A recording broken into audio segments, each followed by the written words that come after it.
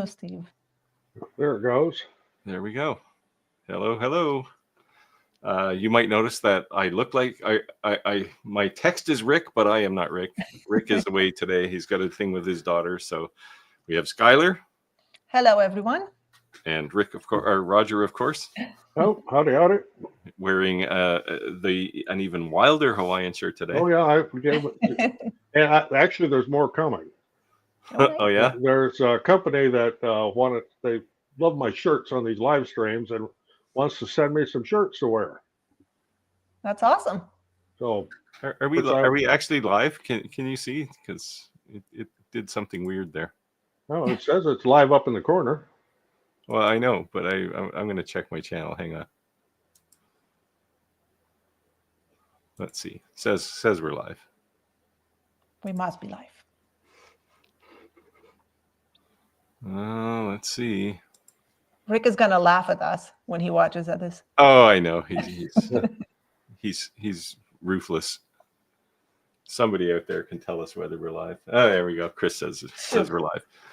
Thank you, All Chris. right. I just have this annoying thing stuck on the side of the screen here that I don't think I can get rid of. Hopefully, if I hit this remove button, it's not going to shut everything down. I better not do it. I'll just leave it there. There, it went away. All right, how's everybody tonight? Feel free to ask questions. Let's start. Of course, Clayton is 2 thumbs up with his smash the like button. We always like those. I did say hi, but it pretended I was Rick. So that was me. Jeez, every message is doubled. Perth, Chris. Back again. Welcome. If you've never been here before. Bobby C seems to be a new name. If this is your first time, tell us where you're from. Yeah, if you have any questions regarding anything, shout them out. There. Madra. Is that Madra, someone thank you. I like Skylar's videos too. Oh, thank you, Steve. She can do things that I can't do. Yeah, I'm sure you could too. well, there's 2 causes. I don't have talent to do them, like a lot of the inlay stuff, and I don't have time. As you all probably know, time is a. I always say that's the one thing you can't get, right? Anything else you can get, but time you'll never get it. You have as much as you have, and that's it. And you really never know how much you actually have. Right. Not to be gloomy. And I literally never have enough. Doug must be a new name too. I don't recognize that one. If you're new, let us know. Wow, there seems to be lots of new names tonight. Ozark, Alabama. What else do we have? Oh, there's now a whole bunch of people telling me I'm live. Paul says good morning. Where is he from? Belgium. He's in Belgium. So when he says morning, it's like 2:00 in the morning. So that's dedication. So Yes. 2 thumbs up for Paul. And I wish I had the talent he had. Yeah, I was looking at your latest one there with the 2 dogs, and I thought it was, I don't know, it's like the thing looks surreal, like it's almost kind of 3D-ish. Well, I showed it to my wife. To my wife. She says, "Well, you could do stuff like that, cat." Yeah, no. My wife liked the Chihuahua picture Paul did because we have 2 of them. Zionsville, Indiana. Do you know where that is, Roger? Oh no, you're next to Iowa, not Indiana. Yeah, that'd be a Rick question. He'd be more familiar with Indiana than me.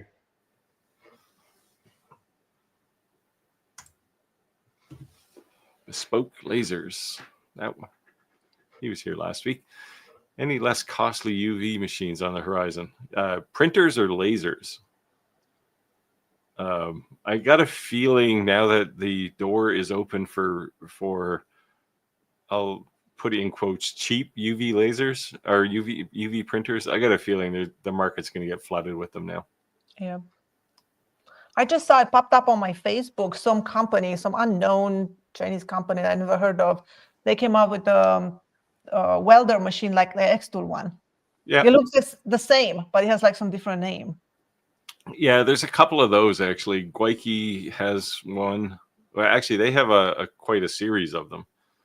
So X Tools is limited to, I think, 24 by 24 inches, the workspace, when you're doing cutting on the table. These guys have like 4 or 5 feet width, and they look pretty impressive. But any of those I look at, I go, okay, this is fantastic, but where am I going to put it? Because room is a problem all the time. I know. Last year I was messing with the idea of getting lathe, but I'm like, I just don't have the room for it. Yeah, I don't have a lathe either. I don't either. I can turn things on my CNC. It takes about 50 times as long as it would if I had a lathe, but then I don't have to have a lathe. I'm looking. I've been looking at my bank account, looking at a hole on the floor of my shop, and deciding if I was going to get a saw stop or not. It's still in the works. The electrician, my electrician was here today, and he actually put a plug on the wall for me. So. Oh, nice. So Yeah, you're halfway there. Once you get a saw stop, you'll like it. Oh, I have no doubt that I will. What I won't like is the $4,000 hole that it's going to put in my bank account, or $5,000. Yep. Well, So it is Bobby's first time. Welcome, Southeast Hi, Michigan.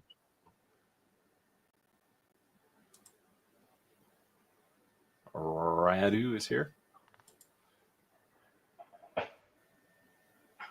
How do you say that? Kalkana.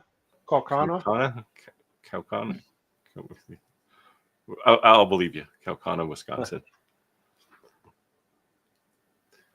I'm not sure where that is. I'm pretty familiar with Wisconsin, but that one got me. I don't.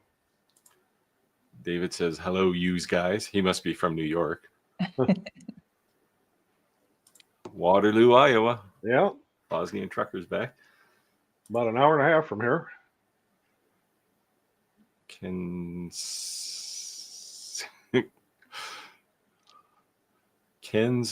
81 TA. Anyway, he must be new too, because I that's not a name I was unable to pronounce last week. Indianapolis suburb. Okay. I think Doug was here last week. Oh yes, the devil dog. I told you, Paul. My wife's head office is in Belgium. She'll go over there and she'll cut you. Nobody disses Chihuahuas. So can any of yours say Yo quiero Taco Bell? Yo quiero Taco Bell? No. they make a lot of noise, but it's not that noise. Question from Oregon for Skylar. My favorite printer. Well, laser printer. I think I use my X-Tool CO2 the most. The P2S is definitely I use it 90% of the time in the shop. When I don't use that, I usually go for the F1. And for the F1, I only use it to put my mark on the things I make. So I get used every day because every day I make something. But that's all it does, nothing else. But the P2S, that's what I use for all the cutting, engraving, and everything else. Yeah, I use the P2S most of the time too. I mean, if I'm doing something that requires a fiber laser, well, right.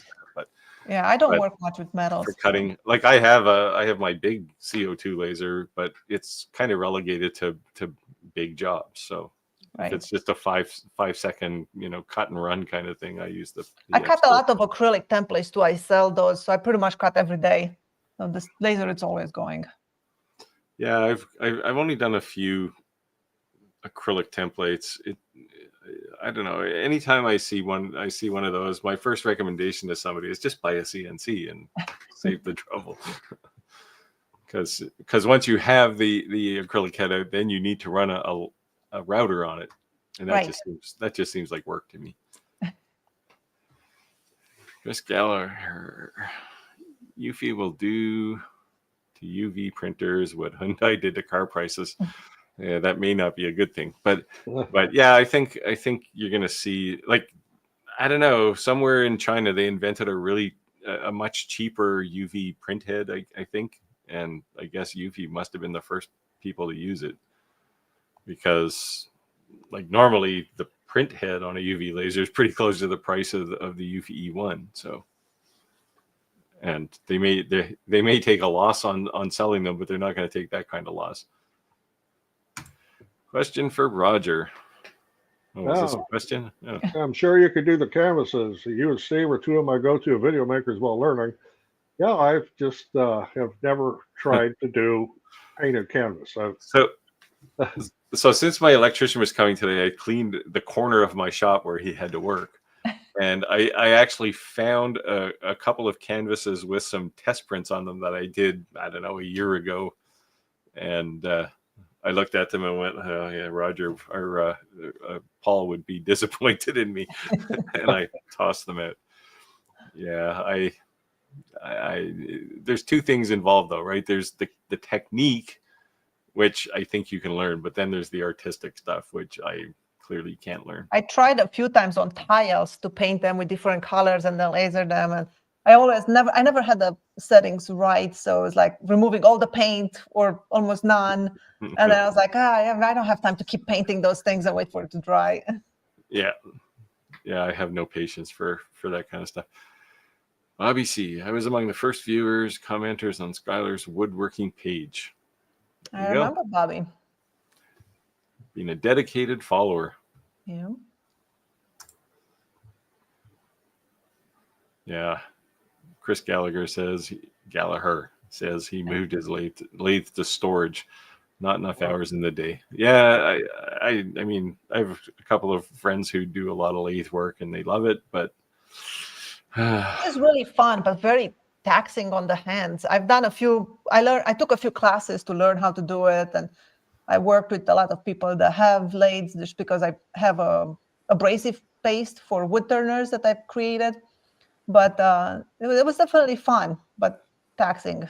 My gripe with a lathe is it's an even worse tool than a table saw for wanting to throw things at you. And one of the things it can throw at you is a tool bit, or a chisel. So yeah. I am actually better on a metalworking lathe than I'm on a wood lathe. And if I do need to use a metalworking lathe, and I do from time to time, my son-in-law has one in his shop. I can just go over there and use it. I have a friend here in Maine, and she teaches kids classes and how to turn pens and all kinds of woodworking kids projects. And she had a pen turning class, and one of the kids brought his dad there, and they were turning pens, and the kid was holding the chisel and put it the other side. It got cut into the spindle, and he threw the chisel out of his hand and like stabbed the dad in the thigh. Started bleeding. Yikes. It was just a tiny cut, but the kids were crying. It was like a big commotion. Yeah, see, the thing I like about lasers and CNCs is if you screw up, the piece isn't going anywhere. Like in a CNC, if you break the thing off the table, it's just going to sit there. Yeah, I have a router bit that has like a 1/2-inch shank, and it was a 3/8-inch diameter, one of those compression bits. Yeah. And I got a nasty kickback like about a year ago. Half of it is gone. I could never find it in the shop. It's just gone. With a router. Yeah. Yeah. I had a bearing fly off the end of a bit, router bit, when it was on a router table, and the bearing actually went through the window. Wow. So made a nice clean that's hole. Pretty scary. No, it didn't make clean hole. I had glass everywhere. Oh. It wasn't going fast enough, I guess, to make a clean hole. That was quite a few years ago, but now I always check to make sure that little screw's tight. Jim's in Chicago. Sometimes I swap the bearings. So if you want to just remove like a 1/8-inch from around let's say you have an epoxy charcuterie board, but it has like that seep out epoxy on the edge, and you want to just remove 1/8, then I'll swap the bearings between the two bits. I put a smaller one, and then it just cuts that 1/8 around it. But then if you don't tighten it back really good, that could happen, I guess. Yeah, it could definitely happen. Jim's in Chicago. Jim, did you get your CO2 Galvo laser running yet? Hopefully he did. because otherwise I'll have to get on a call with them tomorrow. Cockanaw. Okay, that's it. Akana. Didn't pronounce it quite right, but some of the Wisconsin cities have some interesting pronunciations, as do some of the lakes. See, we have where I live, we have normal lakes like Lake Echo, and you know, Yeah, there's a Lake Echo in Maine too. we do have Musquodoboit Harbor though. I wonder if Andrew is here. Oh, south of Green Bay. Okay. Green Bay, Wisconsin. Cheeseheads, that's what Wisconsin people are, is that? Yep. I don't know how that's not a complete insult, but I just see people wearing blocks of cheese on their head. Well, the thing is, you can get some fantastic cheeses from Wisconsin. I mean, there's. Yeah. Joe's Auto Electric. Wanted to say thank you for great videos you do. He must be talking about you, Skylar. Yeah, probably not.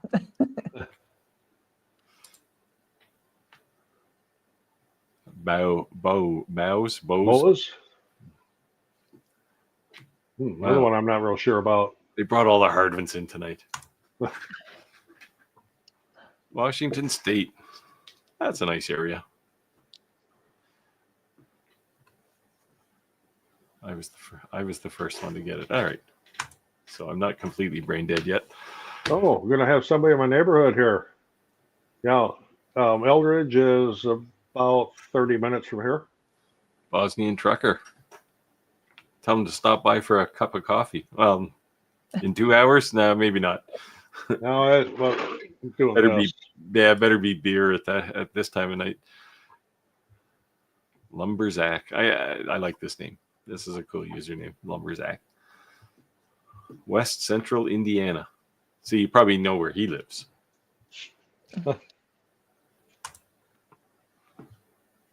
Canon laser printer. I think I Yeah, have a Canon too. yeah. I used to have a Canon laser printer. I have my Eco Tank, and I have a Brother laser printer, color laser. And we've got 3 laser printers, and they're all Brother, the brand. One of them color, the other 2 are black. They after I bought mine, they did some crazy software update that basically locked you to their ink or their toner cartridges. But what they weren't smart enough to do was the little chip that identifies the toner cartridge is one screw to pull it out and swap it into an aftermarket cartridge. Dave Johnson says, Thank you, hello, David. Hello. Hello, Skylar. He loves your videos. Everybody loves Skylar's videos. I put a lot of them. Oh, he was looking for actual laser printers. Oh. Well, Yeah, I have a Canon. I don't know what kind it is. Yeah, I have a Brother. I don't use it. I don't print very much anymore. I had the Eco Tank because I was doing some sublimation, but it prints about 1 page a week usually. On Just a good enough week. so it doesn't dry the ink. Well, I guess if you could count a copy machine as a laser, we've got a great big one sitting over here next to me. And we have a commercial copy machine here we use for the stuff we print when we ship stuff out. I mean, it gets used a lot. All the paperwork. Yeah, I mean, this thing is. I felt sorry for the company when they had to bring it down here. They had to have 3 guys to carry it, and that was in pieces. Well, how did you get your saw stop down there? Is it downstairs? No, the saw stop's out in the shop. Oh, okay. Yeah, I'm in our office for our business is in the basement of our house, and that's where I'm at now. Oh. I moved the print farm down here, just handier. Because doesn't a saw stop weigh about 500 pounds? Oh, but I have a forklift.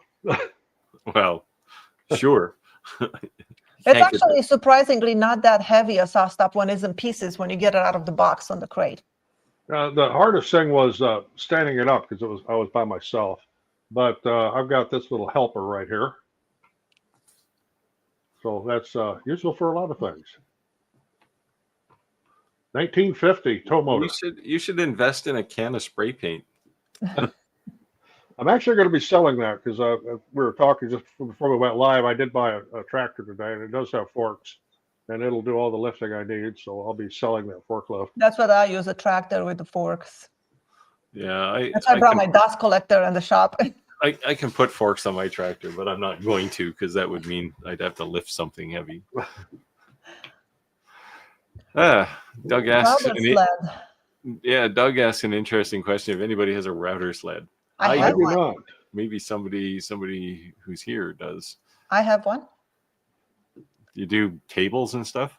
No, I actually made it to flatten my epoxy boards so I don't have to send them through the planer or the drum sander all the time. Oh, don't you have you don't have a CNC? No, I don't know how to operate one. It's easy. And I had a few companies wanted to send me some, and I didn't think I could figure it out. And I use a Mac computer, and I looked at the software. The software works only with Windows, and I was like, no. I use a Mac computer. Every computer I have, except for one, I have a little one of those little cube PCs. But I run everything on my Mac. Well, actually, that's not true. So vCarve requires Windows, but I have a virtual machine in my network that I run that on. Yeah, when I made my homemade router sled, I didn't know how to make it. I was pretty new to woodworking. So what I did is I signed up for my local Rockler store. They have classes. They have private classes. So I signed up for a private class, and they call you and they say, well, what do you want to learn in your class? And I said, I want to make a router sled. So I went there and built it together, and I came home with a router sled for $60 class. So take advantage of your local stores. You could probably make one out of all the bits from an old 3D printer. It's just a couple of linear bearings, right? Here's a question for you, Skylar. You can read the this. resin.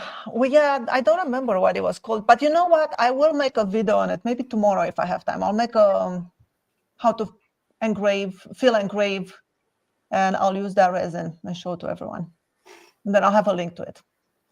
Yeah, you probably do too. I have about 6 different kinds of resin sitting on my shelf. They're soon going to be disposed of because I haven't done a resin project for quite a while. I think he's referring to the one that is the poly resin for the filling the engravings. I think that's what because they're saying when I first live joined.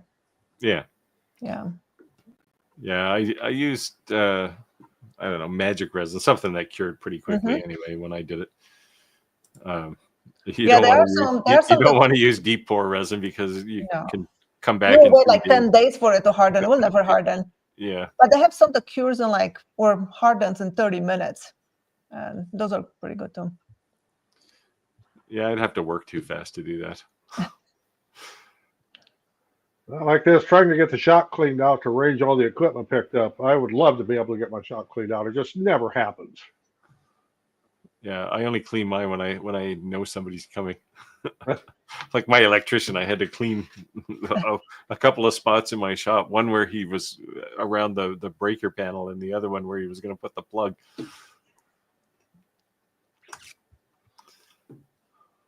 West Virginia. This must be Dennis's first time too, because that seems to be a new name. We're getting lots of new names, which is good. Oh, Denmark. Denmark. Larson. That's a good Danish name too. Welcome. Oh yeah. I'll look for them, Jim. Jim, are you sure that laser is supported by Lightburn and you don't have to use EasyCAD? Because not all fiber lasers are supported by Lightburn. Or compatible, I guess, with Lightburn. Bobby C. In my early days using a router table, I was cutting a profile on a piece like a noob. We were all there once. Taking a full depth cut. Heat buildup on the collet and the bit ejected. Yeah, that happens. Dust collector caught it. Well done. As long as it doesn't cause some sparks on the way in. I know. I'm always worried of that. Yeah. Loose screws from the ground, you're vacuuming, who knows what. Yeah, that's usually what causes fires in vacuums. Like a lot of people subscribe to the static electricity thing, but It takes an awful lot of static and an awful lot of fine dust. you would think, yeah. I mean, I've heard people say, "Oh, I had static discharge on my vacuum and it burned my shop down." But I'm willing to bet if you dug to the bottom of the bag in the burned out vacuum, you'll probably find a screw or I see Rick is on. I see a comment from Rick. Oh, that could be me. Oh, that's you. Yeah. No, that's actually Rick. Rick actually sent a comment. Yeah. He's supposed to be paying attention to his daughter's event. The piece was ruined. My heart rate was elevated for half an hour, and it was a learning experience. Yeah, you learned one way not to use a router, and that's the important thing. And then you forget, or you're in a rush and it happens again. Till the next time, yeah. Papillon, Nebraska. Papillon, Nebraska. How do you say that? Papillon. Oh, okay. It's French, so you know. I'm Midwest, so I have a weird accent. People keep telling me that. My video says it's hard to understand you with that weird accent. And the biggest one is when I say oil. You know, if you're going to oil something, the grammar police show me that's not the way you pronounce that. I can never use Siri because it never understands me. I say something and it repeats something completely different. I'm like, come on. It's not that bad. I just don't use Siri, so. I do it in the car for text messaging. You know, if I want to text message my husband or something, then I'll just tell Siri to message, and I say something and it repeats something completely different. I'm like, you know what, just forget it. Just pull into a parking lot and send the message by hand. I have a Ren 65 Pro. What's that? I thought about getting a large cabinet laser, but I didn't have the space. Oh, I guess that's a Galvo CO2. Yeah, CO2s they're just a lot more useful, I think. But unfortunately, they cost a whole lot more money, especially when you put it on Galvos. Baton Rouge, Louisiana. The home of fine food. Oh, yeah. Art is from North Carolina. Difficulty with my juice screw jig. Must be making cutting boards. Yeah. Cutting boards. The first thing, you have to make sure you're going in the right direction. Go clockwise when you're going inside of the jig. Yeah, otherwise it tends to throw the router out. Right? Yeah, and tear the wood up. Yeah. Yeah. Sanding is the hardest, I think, when you slow down in the corners and it gets that burn. But then if you use a card scraper that has those little curved, that seems to work really well. I use a CNC for this. Of course. I made a few cutting boards with a router juice groove, and I did. After about the third one, I thought, well, there must be an easier way to do this. And yeah, there is. I think I made like 12 bigger cutting boards with juice grooves right before Christmas, and then I never finished sanding them. They're on the floor in the shop. Well, they're for next Christmas, right? Yes. Kim Larson's got a question. Got a question? Is laser taking over from CNC? No, I don't think so. Completely different things, different usages. Yeah, they're tools. Yeah, they're tools that are additive in your shop, not one versus the other. You will never cut a 3/4 inch usable with a laser. You'll use a CNC for that. Yeah. Similarly, you can engrave with a CNC, but it's a much slower process for sure than it is. Change a lot of bits to get in those tight corners. Yeah, if you want to make anything square, you're not gonna. Well, at least on an inside corner, you're not gonna use a CNC. The Reno, like Reno, Nevada, or the Reno CNC? Because I have a Reno CNC. Well, I guess that's what he had, a Ren 65, or Reno 65. Oh.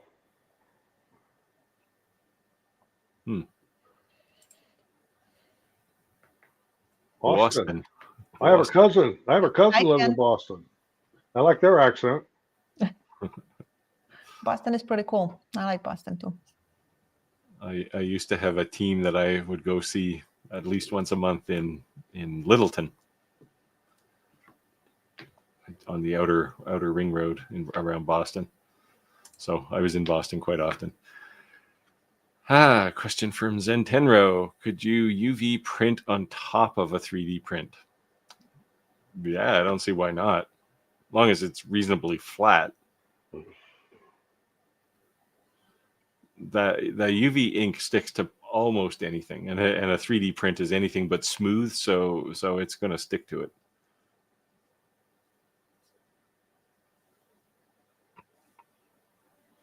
Have you tried that, Skylar?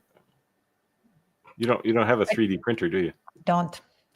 Oh, come on. We got to get you some tools. That was my first contact with Anchor. They wanted to send me a 3D printer, and that was last year. And I was like, yeah, I'm not good at computers. I don't need that.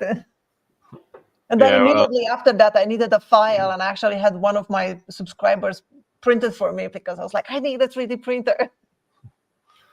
Dino from Croatia. Wow, we have the world represented here tonight. Yeah.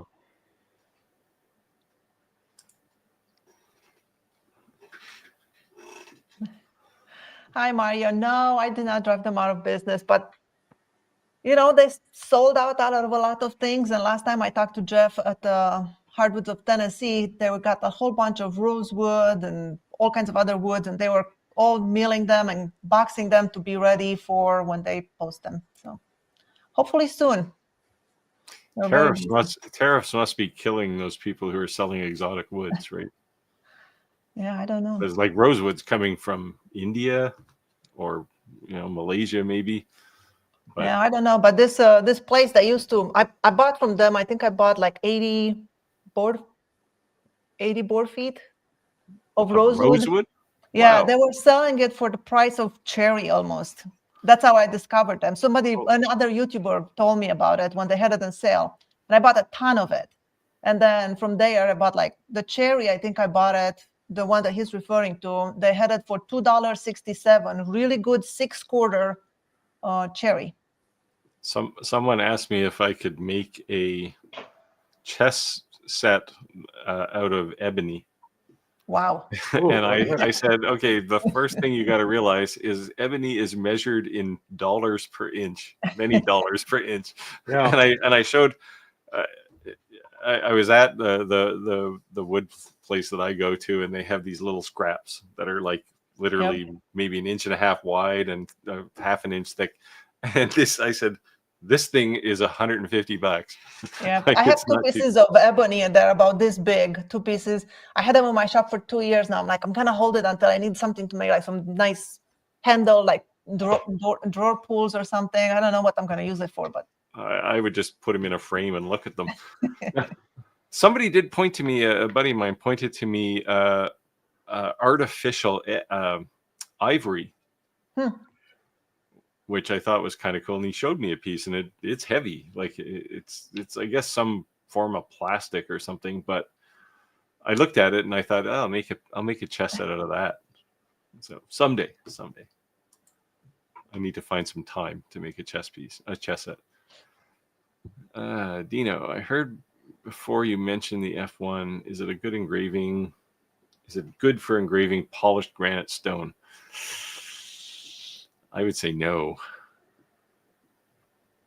F1 Ultra, maybe. Yeah, more powerful. Well, yeah.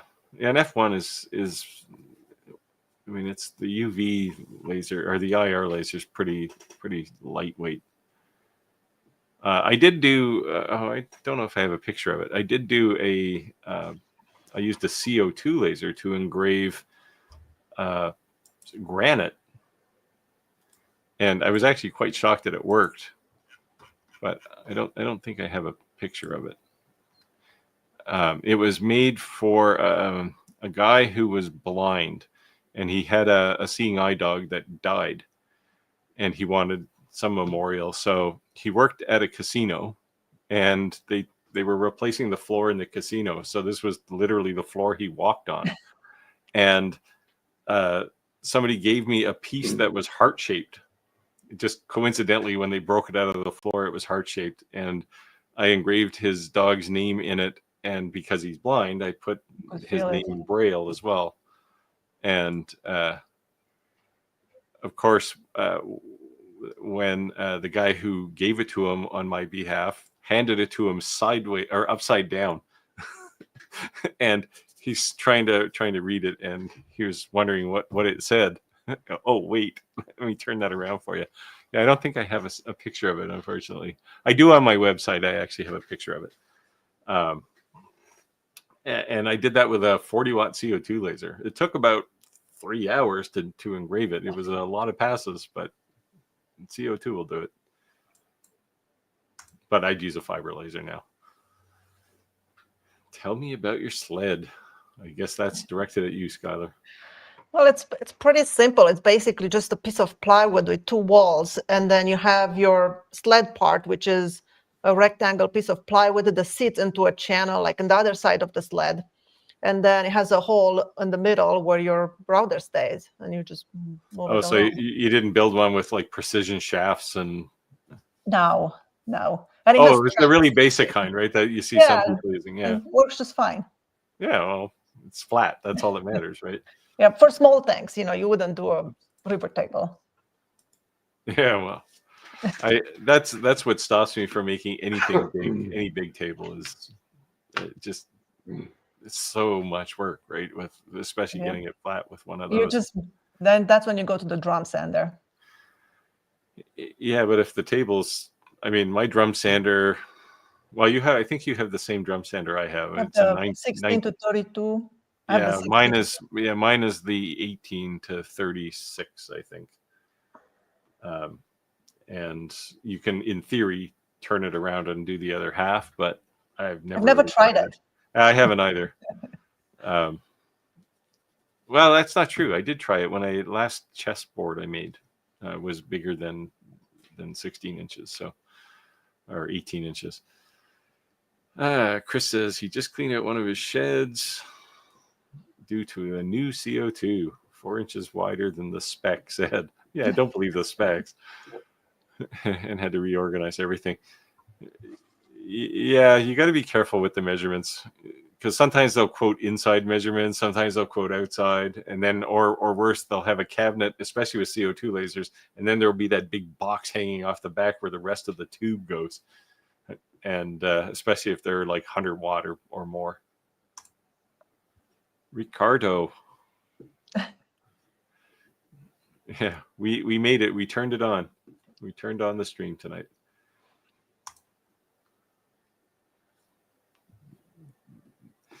Dennis says I'm almost. He's on almost every Wednesday night. I was about to say, hey, there's another new name, but he's already said something. It's okay. I've got the memory of a fruit fly or whatever. Well, we wish you a speedy recovery. Yeah. Hopefully nothing too serious, but thanks for coming out in spite of being wounded. This is Madra again. Took me 2 weeks to reorganize when I added my 60-watt CO2. My problem is the reorganization never gets done. It's always in process. You just wedge it into a tight corner. And yeah, that's why everything's on wheels. I just keep pushing everything together in a different corner. Yeah, I that's my policy too. Everything has to be on wheels. Okay, so it does support EasyCAD and Lightburn. We'll figure it out. If you can't sort it out, we'll get on a call and we'll sort it out. Midwest people don't have an accent, do they? I don't know a lot about American accents, but I don't believe that. Well, my wife's from the South, and there's definitely an accent down there. At least I think there is. I know some people. I used to also work with some people in Chicago, and they had accents. Of course, some people say I have an accent. I don't know why. For larger production runs on wine boxes, what would you what would be the preferred way, laser or CNC? If you can cut it with a laser, cut it. Well, yeah, depends. If you don't mind the dark edges, CNC will create clean edges. And if you're doing like a finger joint, a CNC can be a whole lot more precise than a laser can. You make boxes, Skylar. Yes, but I don't have a CNC. I make them with jigs for box joints and dovetails. And routers. Yep, You gotta I'm get old-fashioned. you gotta get a CNC, even a small one, just for little projects. Joe says he's listening from Prudhoe Bay, Alaska. Wow. Oh. So it's early there, right? Like, yeah, that's on the West Coast. So, yeah, that's a few hours like behind 4 us here. o'clock, 10 after 4. Going home to his shop tomorrow. Of course, doesn't sound like he lives in Alaska. He does wood and resin lathe work. I've seen some really cool lathe bowls and urns and stuff, and they look remarkable. But I don't know. It just seems like it's so hard. Sanding is easy on the lathe, though. You Yes. just hold the sandpaper and it spins it. Yes. Yeah, that's one thing the fourth axis on a CNC won't give you, because it just doesn't turn fast enough. Laser and CNC, 2 different tools. There you go. Yeah, well, they do have some common abilities, but yeah, I mean, the thing you get from both of them is you understand tool paths. Now, in lasers, they generally don't call them tool paths, but and they typically don't have they only have an X and a Y axis. So CNC, you're thinking in another dimension, but yeah, in general, if you can run one, you can run the other. Little practice. For people who want most CNC functions and have space issues, yeah, you have a shaper origin, you said, right, Skylar? I do, yes. I was using it today, making some cribbage boards. Yeah, I saw some of your cribbage boards. And I just look, I don't know. I mean, I've never used one, but I look at them and go, this is like such an over-engineered router. I know. It works really well, though. It's very precise. Like, you're holding it like a router, right? Yes, you're holding it and you see your image on the screen. It has a display screen and you're hovering over your line. So like for cribbage boards, where you have your holes. Mm-hmm. So you hover over it, and when you hover over it, the green light will appear around it. So it's selected basically because you're over it. And then it has 2 buttons on the handle. It has a green and red. So green, you're like cutting, and with red one, eject. And if you're not exact, like it has this circle around it, like a bigger area. So as long as you are within that circle, the router will auto-correct itself. So even if you're not precise, like if you're doing like cutting a circle and you get off the path, as long as you're still within that circle, it auto-corrects itself. But does it only, so when you're drilling all those holes in a cribbage board, are you drilling one at a time? Yep. Like, so you're positioning for each one? Oh, I move to the next one, push the green button, push the red button. Cow, how many years does it take you to make a cribbage board? It takes me 40 minutes. 40? Wow. Then you definitely have to get a CNC. Especially if you're going to make cribbage boards, just because they're so labor intensive with all the holes. I know people who've made cribbage boards with a template and a drill press. Yeah, I've seen people do that. It takes, so cribbage boards I make, when I drill all the holes, it takes, I don't know, maybe 5-6 minutes. You just throw in a good 1/8-inch upcut bit and boom, boom, boom, and you just punch holes. Yeah. No, it took me 40 minutes. I actually timed it today when I did it because I didn't know how long it would take. Yeah, okay. I've looked at shaper origins, and I've never used one, and I was just wondering if it's really just a really smart router or whether there's more to it. Probably a smart router. Okay, to answer this question, a business question, for online sales on your own websites, how do you handle sales tax? We're in Illinois, so we have a Illinois tax number. If someone buys something on our website and it is shipped to Illinois, an Illinois address, they pay sales tax. If it goes to any other state, they don't, because we fall under there's a break point where I don't remember what the dollar amount is, but it's a lot. You got to sell like tens of thousands of dollars on your site before it'll go to where you're going to have to collect tax on every state.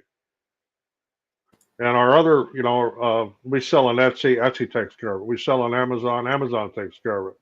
Sell on eBay, eBay takes care of it. So we don't need to worry about those avenues. You just have to on my web. When I built my website, if you're using something like GoDaddy or whatever, they tend to do this for you automatically, right? If you plug into their e-commerce stuff. Yeah, we use WooCommerce, and it's through GoDaddy. Yeah. Like I didn't have to do anything. I just put prices there, and if there's reason to charge tax, they get charged. And of course, I have to then send that into the state because I collect it, but that's how that works. Show the light switch. I don't actually. It's actually out in my workshop. But it is here. Let me bring up let me dig out the video here and share that shot. See, I figured Rick was an electrician. He'd appreciate it.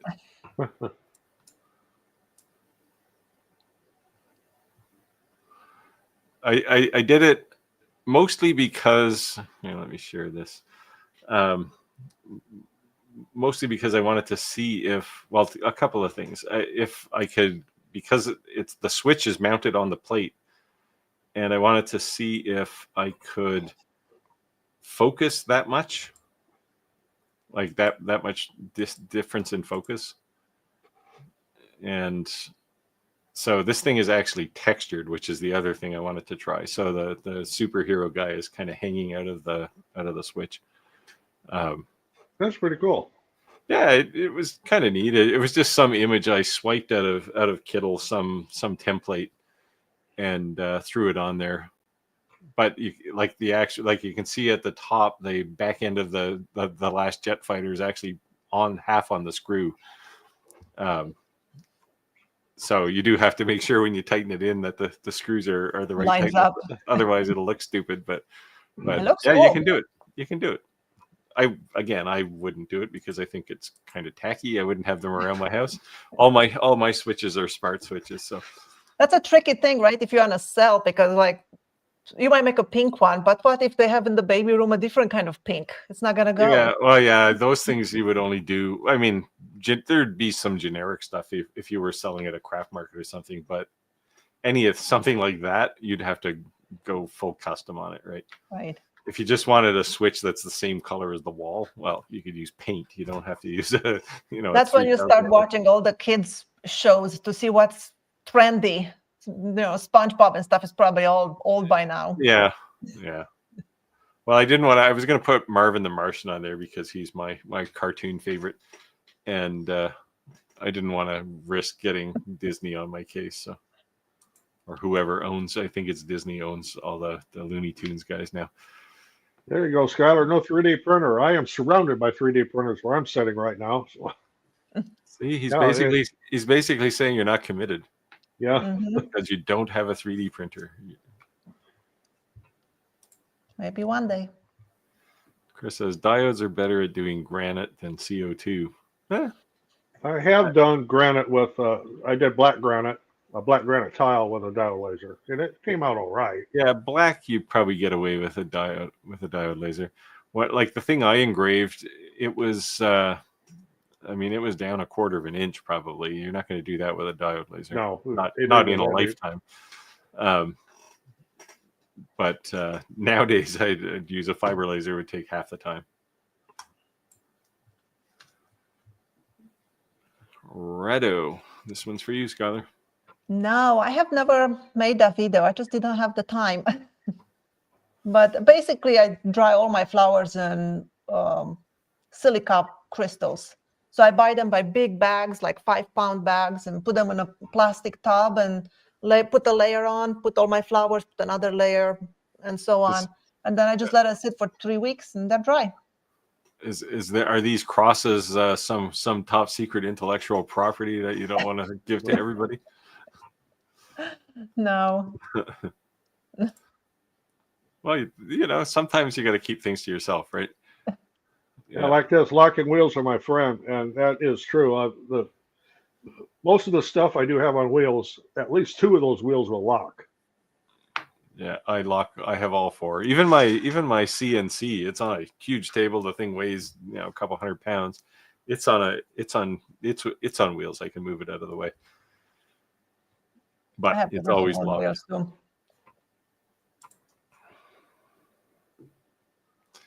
Yeah. Madra says his hands. Is Madra a guy? I'm making assumptions. My hands would fail me with the shaper. Yeah, I got a feeling mine would too. 40 years of writing software tends to take it out on your hands.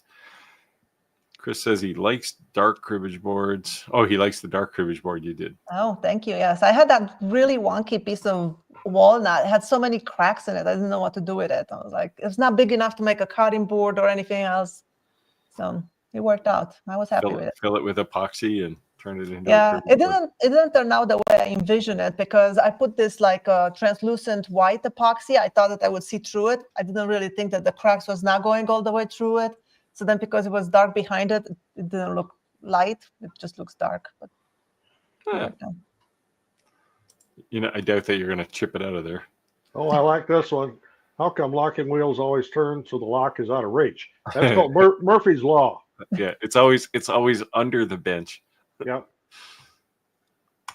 Yeah.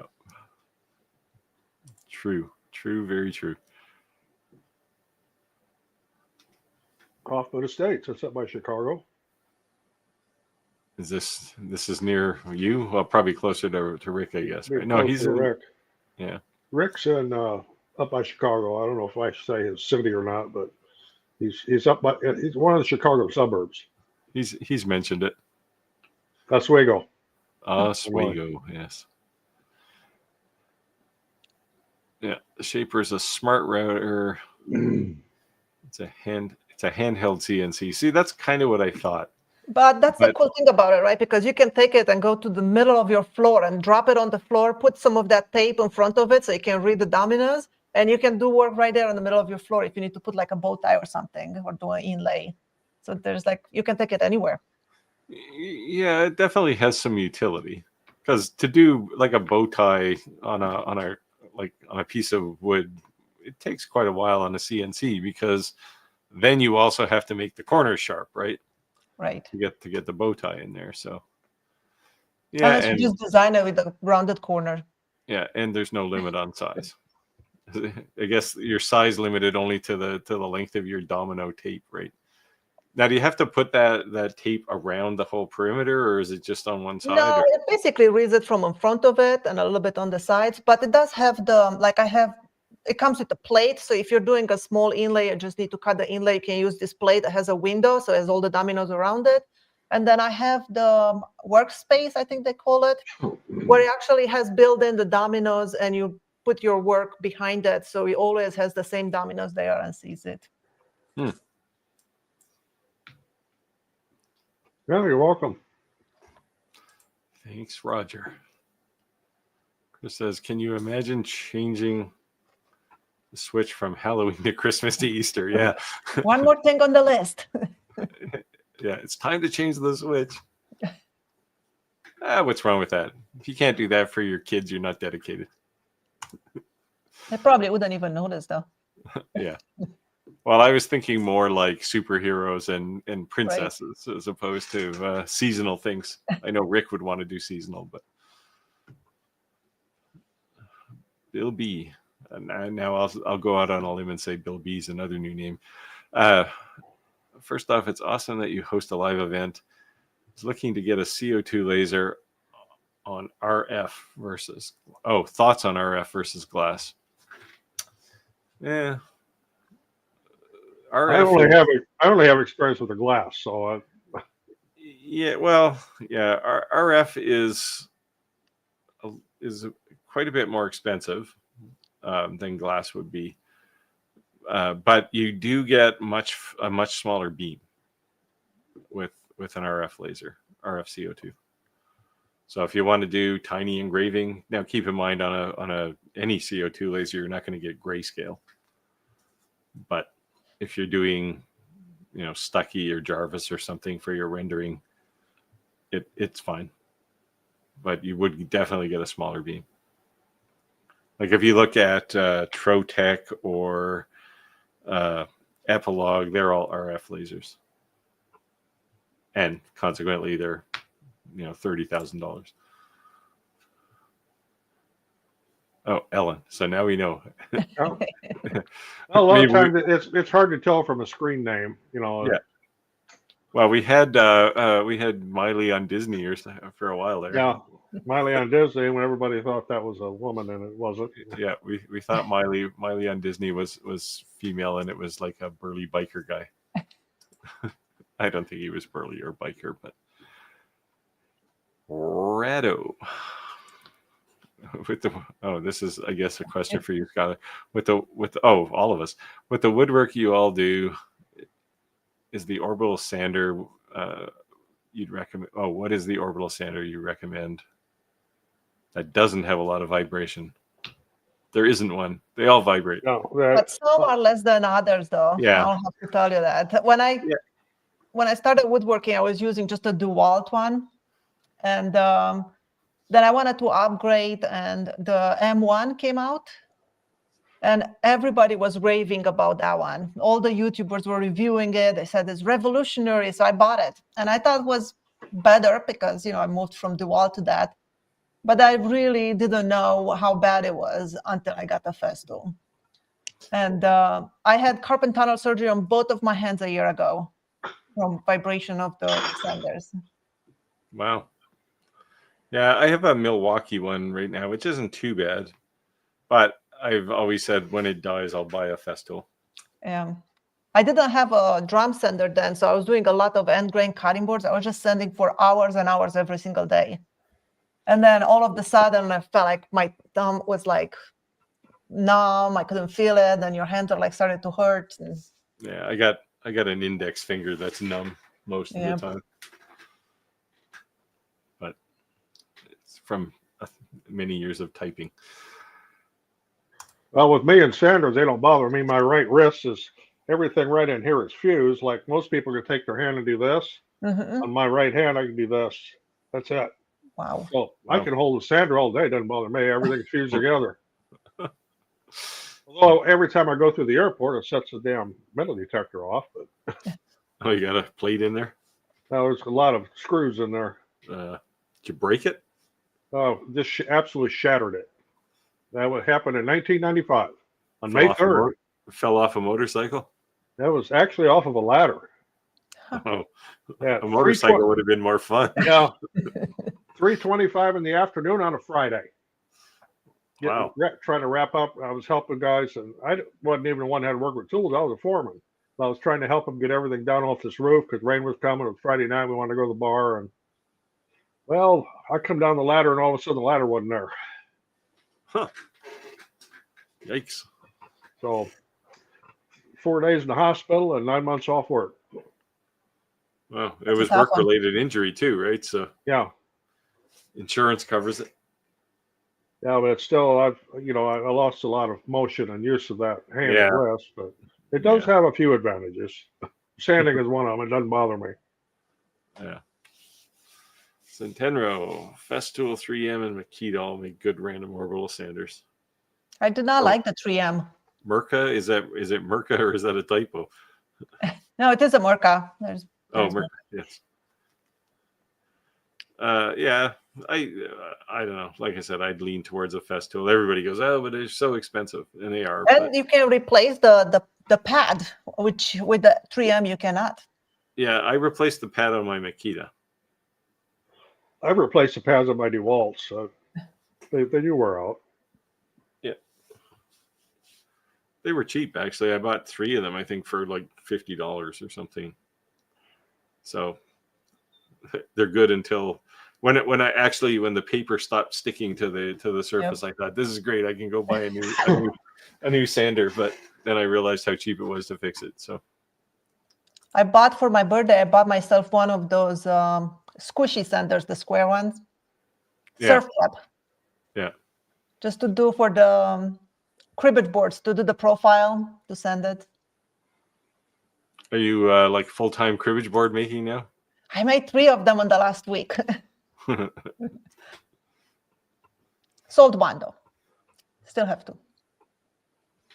Yeah, I only sell them on demand, so I don't have any kicking around, but they're pretty easy to make. Like so when I got the tool changer for my CNC, I can literally just start the job and go off and do something else, and in 15 minutes I can come back and there's a cribbage board there. So nice. Cribbage boards are probably the most intensive thing you can make with a CNC, with anything really, because there's like 400 holes to drill, right? So yeah. The first one I made, which is the one that sold, I put too many magnets. I put like 4 pretty big size, like 1-inch magnets. So it's like 2 sticks together and another 2. It was so hard to open. You cannot pull it apart. You have to like turn it. Yeah, put a screw in one side, like a screw head, and then you only have half the pressure. But right.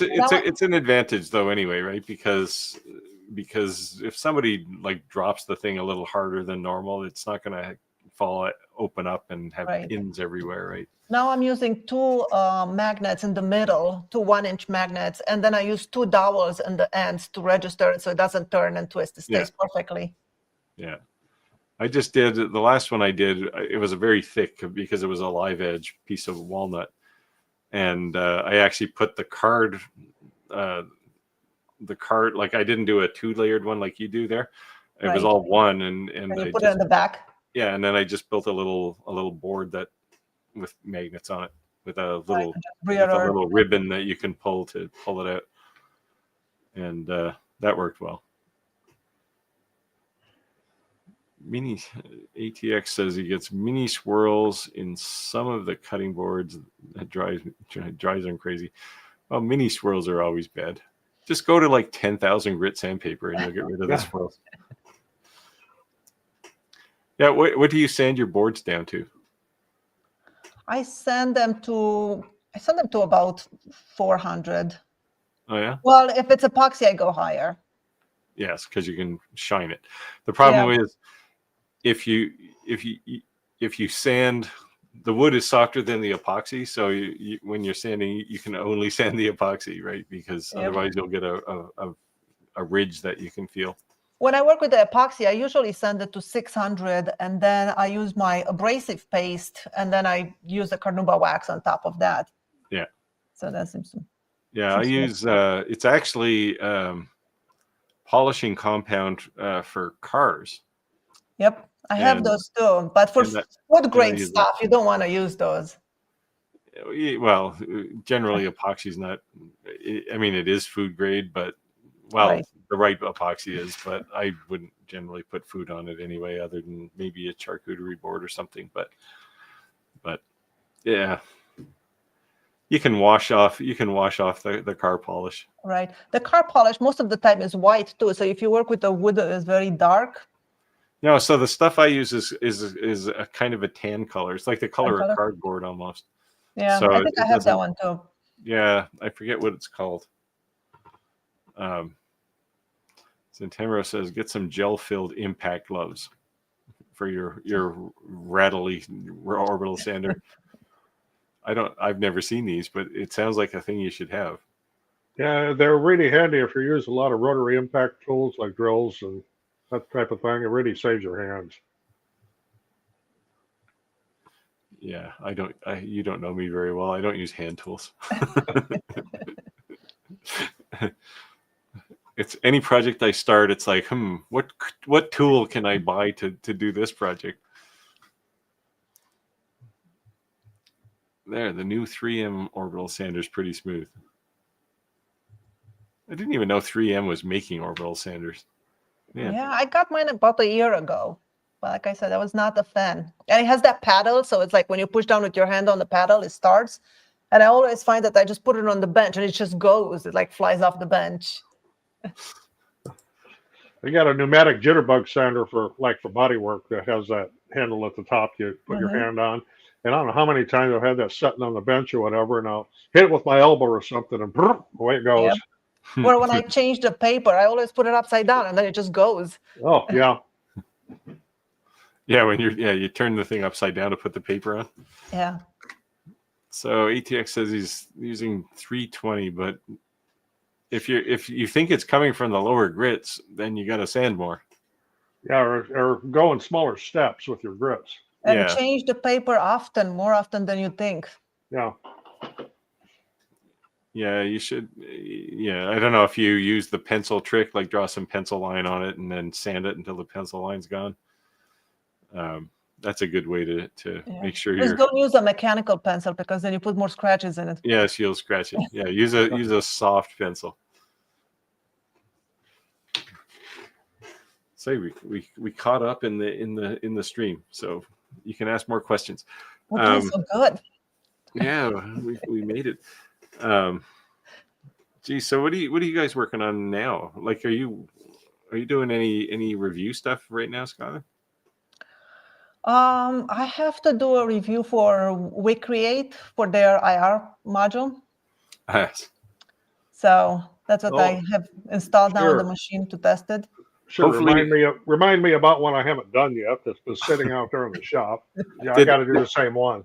Did they make the IR module easier to swap in the Pro? I haven't taken it out of the box yet. Oh, see, I took mine out of the box. It's sitting on my bench. I haven't turned it on.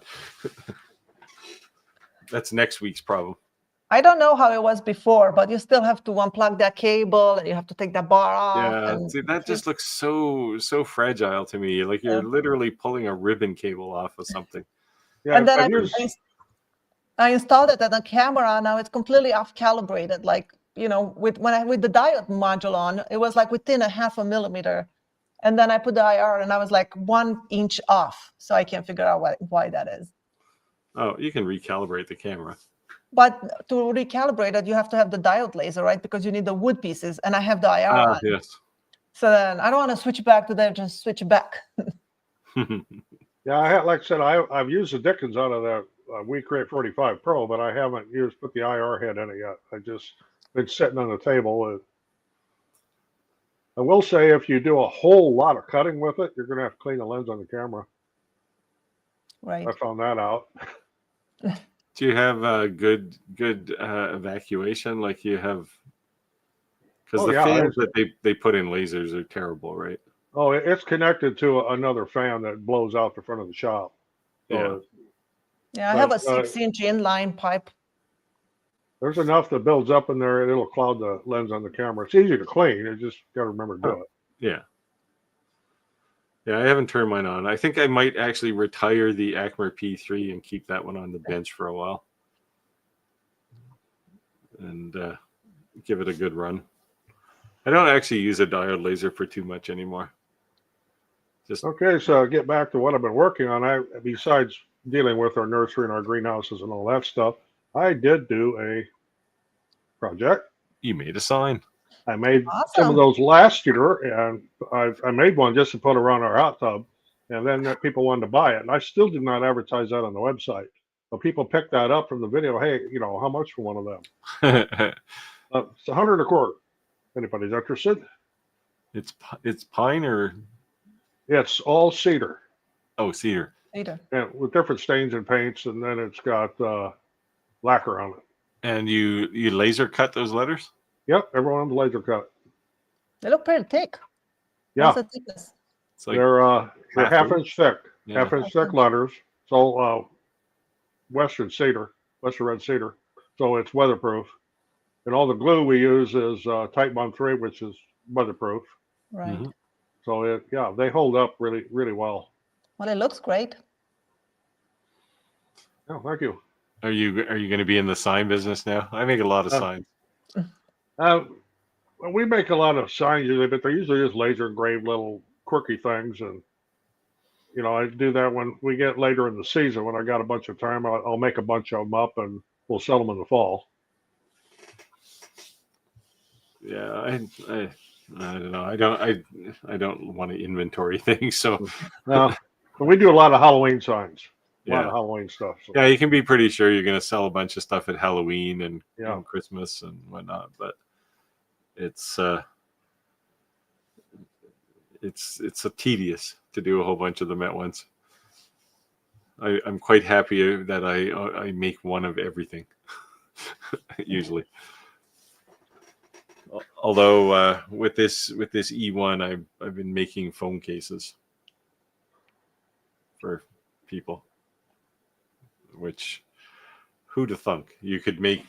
You know, I could probably go full time making phone cases, but I'm not going to. well, I'm one of them people that just like to mass produce things. So, Yeah. I don't know. I have attention deficit disorder or something. So a recommended brand of the gel-filled impact gloves. Norton makes them. There's one company. I know that because I've used it before. Old school pencil. Pun intended. yeah, I do. I've done quite a few penciling, like engraving on pencils too, for people. Pencils are still a thing. Do you have like a big jig for it to line them all up and stuff? Yeah. You can put. Well, you can buy like a whole box of them on Amazon, right? And I think there's Pre-sharpened. 24. Yeah, and I can put the whole box in there if I want to. It's not my favorite thing, but people want them. So, and quite often I have to engrave my own because people are always stealing them. Like your coasters, Roger.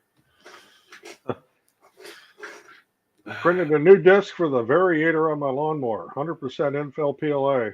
Works, but no telling how long it will last. Not sure what a variator is. Yeah. I was going to ask you.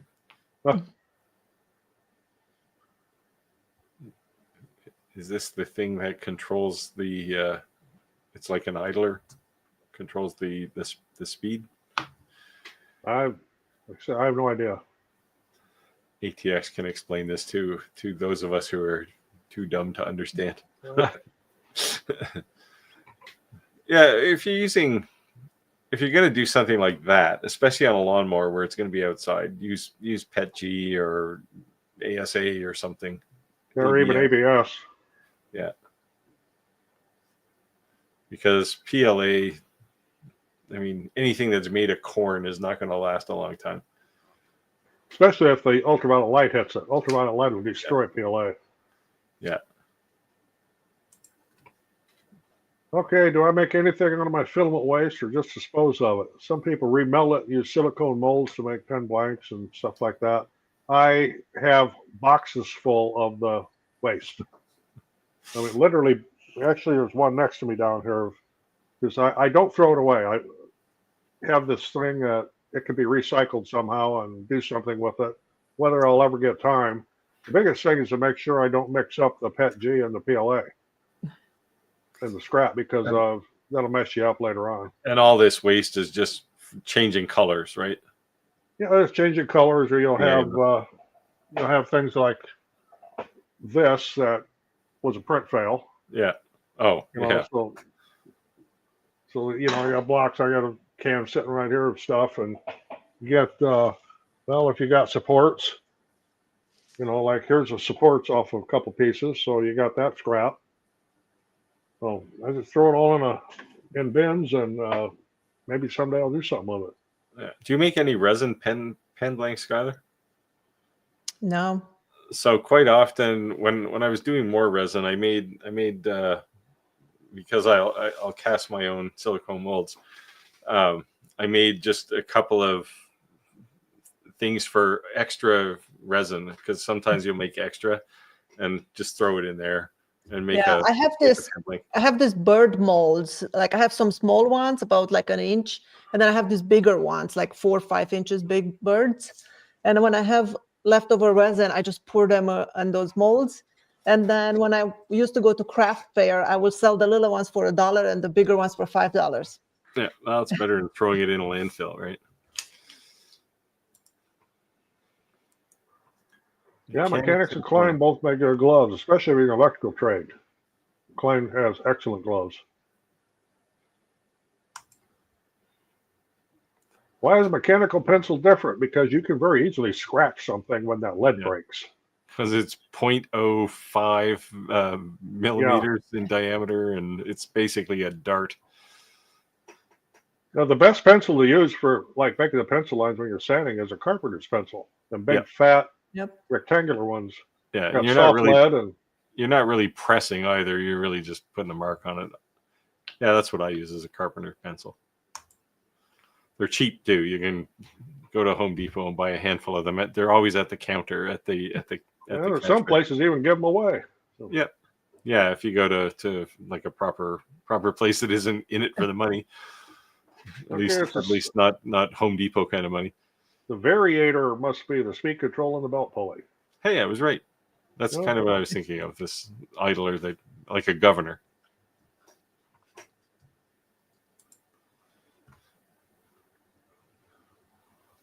Yeah, I got challenges wearing gloves too. It depends what I'm doing. If I'm using a power tool, especially like the table saw or something, I absolutely do not wear gloves. It's more dangerous. Your gloves can get caught and pull your hand into it. Well, plus you want to feel if you're getting close, you want to feel the wind of the blade. Yeah, it's the same thing with a drill press. I do not wear gloves. No, I never wear gloves or long sleeves in the shop. No. I do wear long sleeves, but they're very tightly snapped around the wrist.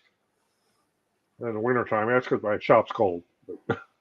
I keep my shop at a balmy 72 degrees in the wintertime. The shop out there where I work, all the woodworking, in the wintertime, unless I really crank the heat up, it's about 50. Yeah, wearing gloves in general in a shop is not a good thing. The only time I wear gloves is when I carry plywood, because I always get splinters from it. Yeah, that's different. That's when you're doing the bulk stuff, or you're moving around a bunch of 2x4s or something. Even the cedar fence pickets, when I go to and buy those, we usually get 100 at a time. I will definitely have gloves on while I'm loading them and unloading them. Zentenro has another good policy. He never wears cowboy hats in the shop. Or anywhere else, really, from my perspective. I've been known to wear a cowboy hat here and there, especially the straw ones in the summer because there's not a lot up here to protect me from the sun. A cowboy wouldn't call a straw hat a cowboy hat. I do have a Stetson, though. I got a good Stetson felt hat. I actually have a red fedora. That I never wear, but I have one. We use tongue oil. Not a fan of the odor. Well, I'm not either, but I do use it on a teak on our boat. I use tongue oil quite a lot. I like it. It doesn't bother me, the smell. I don't like what's the other one? Not the tongue oil, the linseed oil. I don't like that smell. Yeah, linseed oil is bad anyway because it tends to combust on its own, right? Yeah. Well, so does the tongue oil. It's not as bad. Well, I don't know. I wouldn't say it's not. Well, as bad. even the Watco Danish oil will self-ignite if you wad it up and leave it somewhere. Yeah, I have one of those red canisters, fireproof, that I keep outside my shop in the driveway. And every time I use oils, I put my rags in there overnight, and then the next day I throw them in the garbage. Yeah, you've never come back in the morning and come back to ashes or anything? No. Well, we've got a burn bin, a burn circle out in our backyard, and that's where all that stuff goes automatically. So if it self-ignites there, I don't care. Yeah, well, if it's outside in a can, it's probably okay. But you see a lot of people will, especially when they're working with things like linseed oil, they'll wipe it with a cloth and then they'll throw it on the floor, right? And throw them in a pile. Yeah. And it's just asking for a fire. Well, the worst is if you throw it in the garbage can in the bag and with sawdust and other stuff. And Okay, Chris has an Akubura hat. Now I gotta I don't know what that one is. I gotta go look this up. Come Come on, Google.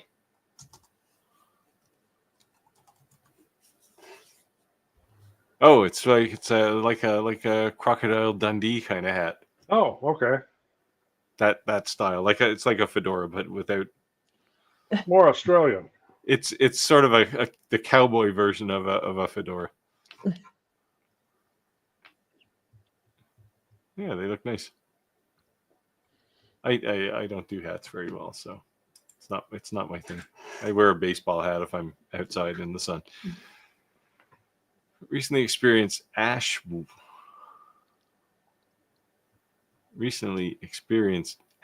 would stain. Oh, I guess wood ash would stain the board when using a stainless steel knife. Used Odie's to seal it. It's just a risk with ash.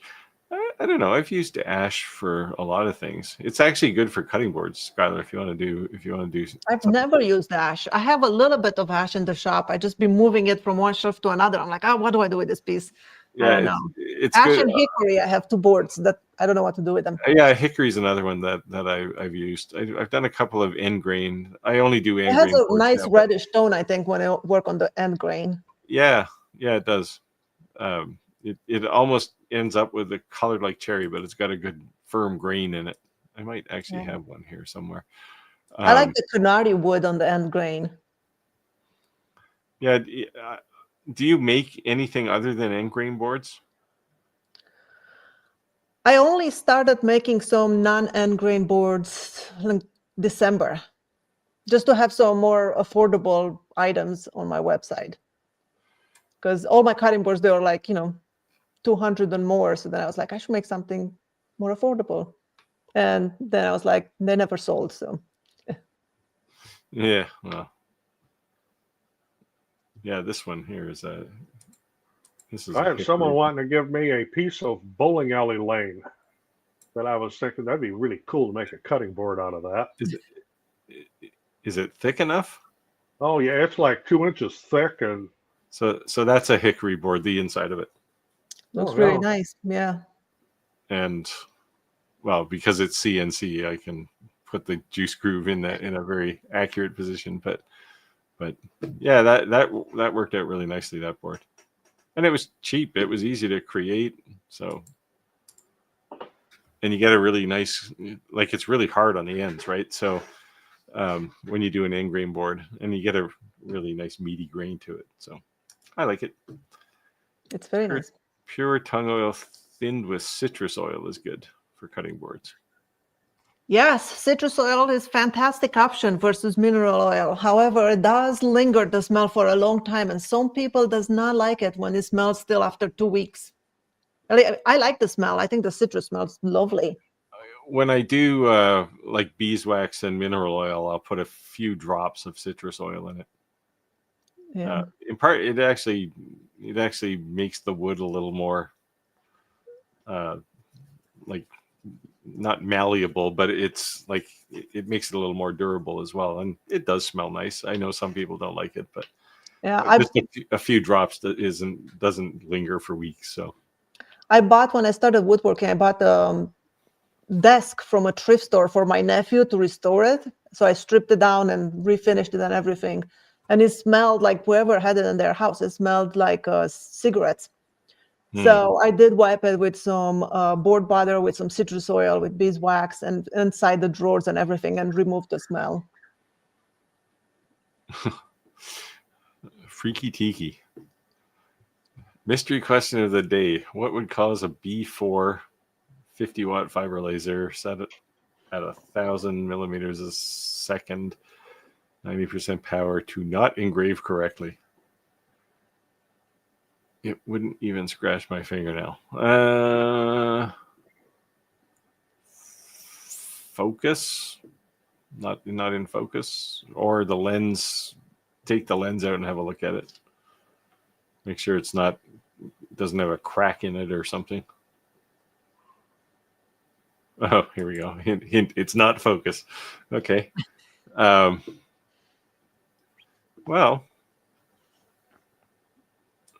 it's what material is it? not all materials will work with a fiber laser either.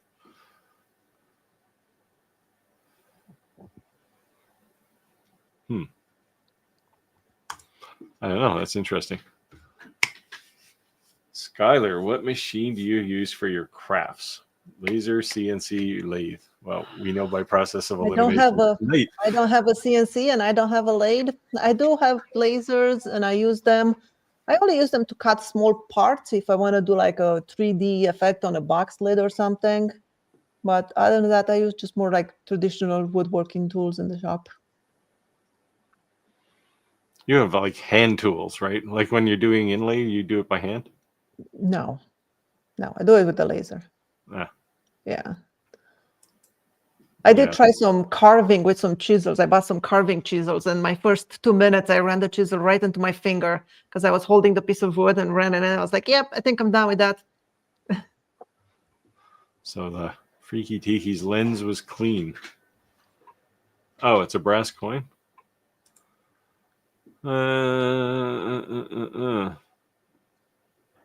Frequency? Do you have frequency on your laser? If it's a MOPA, you will, but oh, you know, you should. You should have frequency. You won't have necessarily Q pulse.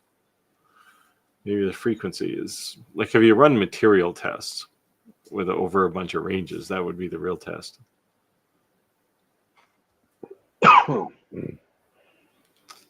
And how many hours is on the laser, I guess, would be the next question. If it's got 10,000 hours on it, it could be just in the process of dying.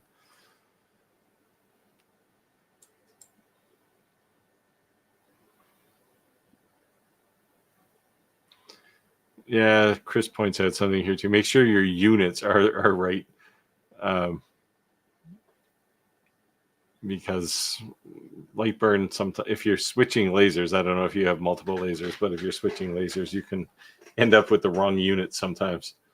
I get that a lot with people. You know, they want me to help them troubleshoot their new laser, and they're using millimeters per second instead of millimeters per minute on a diode laser. No, you can't run that fast. 1,000 millimeters per second is a whole lot different than 1,000 millimeters per minute. Yeah. Yeah, I've made that mistake myself numerous times. Boomer asked if the lens cap was on. No, with a fiber laser, it wouldn't be on very long. It would burn its way through pretty quick.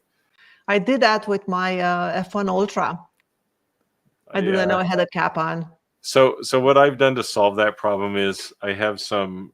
It's like cloth tape, and it's bright red, so I'll just stick some on the lens cap, and it hangs down, so it's in your face, you can't miss it. That's how I like the Omni had the little string with the tag that says cap on. Yeah. So you can't really miss it, because I've done that too. I have a couple of lens caps with holes in them. 80 is the max on my machine. 80 frequency, I guess. Yeah, I would run a bunch of material tests just to find out if it's settings or what. Because if you run a material test with speed versus interval, maybe would be a good one. You should see some things, and just keep chiseling away, because it seems odd that there's got to be a setting wrong. If the laser's working, it's got to be setting. Oh, it won't burn a material test. Well, then you have a problem.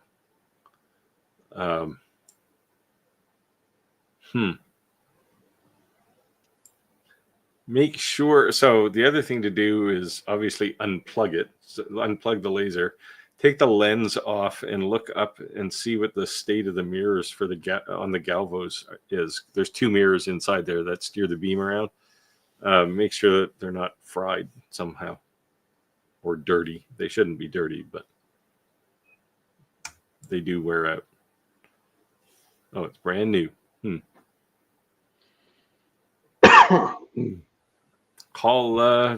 Send a message to Call Marker. You can't really phone them because they'll take 2 days to get back to you.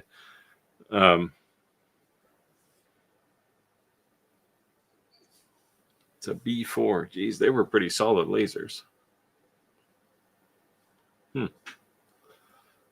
Yeah, I'd shoot a message to ComMarker support. Actually, go to their Facebook page too, because a lot of the support people hang out on their Facebook page, and you'll get an answer generally faster. Or you might find someone else who's had this problem. ATX says his longer laser did that. Did that. Did something. Had a blue dot, but it wouldn't ramp up on power. Oh, okay. So same problem as Yeah, main control board, that's possible. yeah, it turned out to Sometimes be you the just main get board. a bad machine. Yeah, Once in a while it happens. yeah, maybe maybe the pulse width modulator is not working properly or something. I mean, it's more obvious on a diode laser, right? Fiber lasers tend to be either they work or they don't work, as opposed to the light turns on but nothing happens. Had to send it back. New one's on its way. Yeah, there you go. Yeah, just a general question. I assume ComMarker didn't give you any hassle to try and get that sent back. They're usually pretty good, but you have to work with them a bit to make sure that it's worth sending back. So ComMarker was sending me a 100-watt Titan fiber laser, and between DHL and our customs people, it's now lost. Wow. It's in limbo. Like customs won't Nobody release knows. it. DHL won't do anything about it. So it's somewhere in a warehouse in DHL. There's a Titan laser sitting there that nobody can do anything with, and I have a feeling it's going to go to disposal and get ground up. I've had things go out in limbo with DHL. I don't know what the deal is. But, I contact them. Here's a tracking. Where is it? Well, contact your vendor. Well, my vendor is telling me to contact you to get the.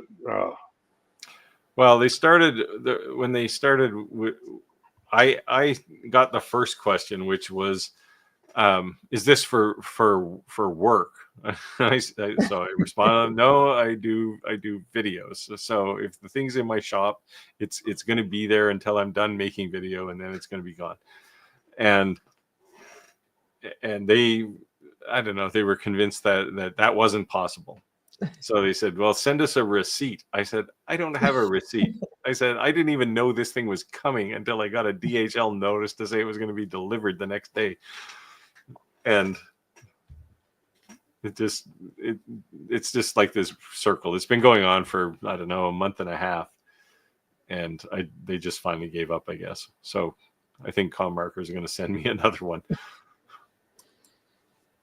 And somebody in Canada Customs is going to get a laser to work with.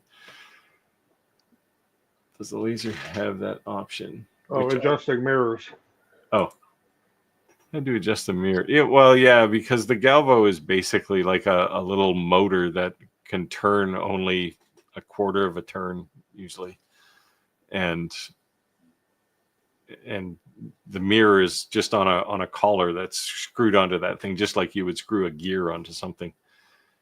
And they can get out of whack, so you can align them, but normal people can't align them. So don't even try, because they're optically aligned at the factory usually.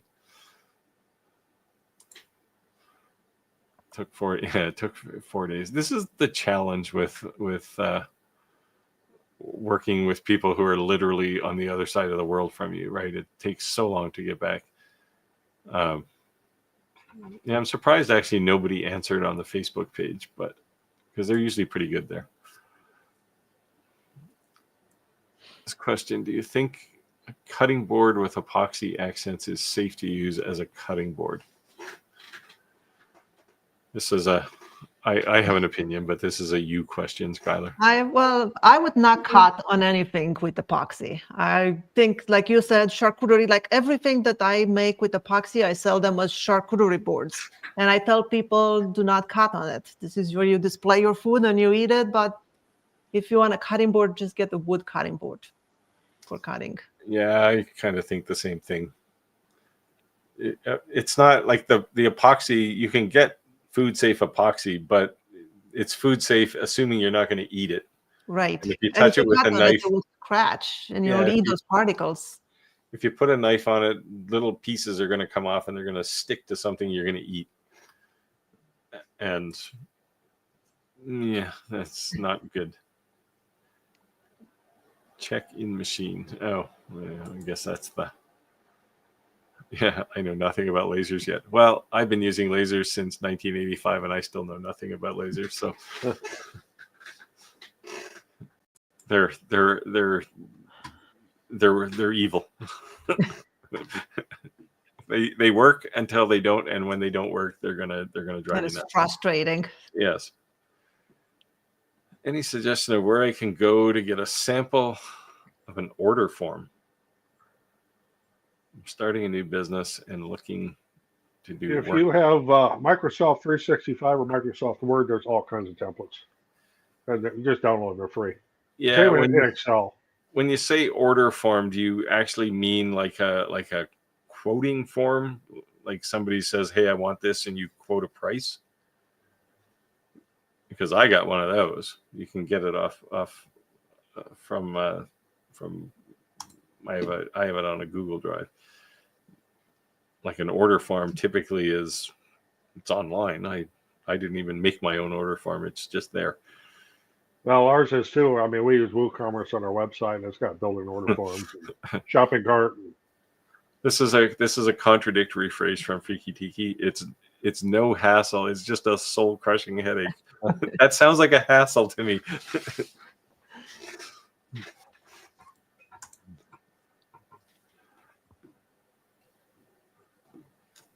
More people giving props to Skylar. Thank you, Roger. Awesome to see Skylar with gifted skills. Yeah, I wish I had some of those skills. I really have no skills. see, I tell people I can't draw a straight line with a ruler. Oh, I see. I tell people I can't even draw stick people. So Would you get a Rolly Galvamatic or a Eufy Make E1? Well, that's two very different things. yeah, Depends on what you want to do. So a laser, any laser, not specifically the Galvamatic, has some very finite functions. You can cut, you can engrave. I've been having a total blast with this E1 because it can do, arguably it can print, but it can print a lot of different things. And it'll do, like, for example, if you buy a diode laser, you're not going to cut clear acrylic, or most acrylic, we'll say. You don't have that same kind of restriction with a UV printer. You can print on almost anything. Did you know, Skylar, that they're coming out with soft ink? No, for t-shirts and stuff? Not t-shirts, but canvas and leather. All right. So it bends. Yeah, it's flexible, Cool. and it also lays down better on those materials. So I'm eager to find out about that. They're also coming out with their DTF film roll as well. So, like, you've seen pictures of people who are printing skateboards. Mm-hmm. Your E1 isn't big enough to do that, but they're coming out with roll film. So you can print a long sticker and then just put it on. Infinite length, basically, and whatever 12, 13 inches wide, whatever the width of the E1 is, and cut it off. And I don't know if they're going to heat it on or whether it's a sticker, like a big sticker. But I'm eager to see that too. They're supposed to be. How do you feed it in the machine? Does it just? I don't know. I know nothing about it other than, and this was something they told me the very first time I talked to them about the E1, is they're coming out with this as well. And it's all of this stuff that they're coming out with is supposed to be out when the E1 ships. Right. I saw something in the paperwork when they first sent it to me about the rolls, but I didn't question it. I didn't know anything about it. So I was like, Yeah, I think that could be later this month. But who knows? They've been pretty busy. So Check in device settings under low. Oh, yeah, the core settings. Core, yeah, but not having the core settings shouldn't throw it out that much. That's mostly for correcting lens distortion and stuff. But give it a shot because there's something amiss there. I buy CO2s from a supplier that aligns mirrors in their shipping and dispatch department. After a 3,000-mile trip, they arrive still aligned. Yeah, I don't think people always appreciate the kinds of abuse that a courier can put a laser through. I don't know if you've ever had one damaged when it arrived. I've had. Yeah. No, but I had the box completely shredded with big holes like this. I was like, oh my God, what's the laser going to be like inside? I had I had an Omni 1, I don't know, almost 6 months before I finally got one that actually worked because they dropped it off the truck. and I don't think ComMarker appreciated that abuse either. So they had to, I basically sent it back to ComMarker and they I guess refurbed it, fixed it, whatever, and sent it back. But there was another one recently that was kind of messed up, and I forget what it was, but it's yeah. and you know, people, I don't think people appreciate how precise a laser is, right? It's not a toaster, right? It's a precision instrument, and I don't think they put enough caution labels on the box when they ship them. Value-wise, you would get a Rolly. Oh, would you? Didn't we read this question already? Yeah. I personally would get an E1, but it depends what you want to do. Like you're asking about apples and oranges here. Do you want a laser or do you want a printer? You can certainly do a lot with. Well, I don't know about a galvomatic. There'd be size limitations on a galvo, but I don't know. I'd have both really. But if I could only get one at this point, I would get an E1 just because you can do a lot with them, and it's a lot of the things you can do, at least in the early days of the E1, are going to be things that most people can't make. So if you go to a craft market, you'll see dozens of people who all have the same things cut out with a laser. Keychains, coasters, you name it. They're all the same. The E1 can do color. It can do 3D, 2.5D. So there's a lot of things you can do with it. And you won't find 50 other people at the craft fair at the craft market doing the same thing.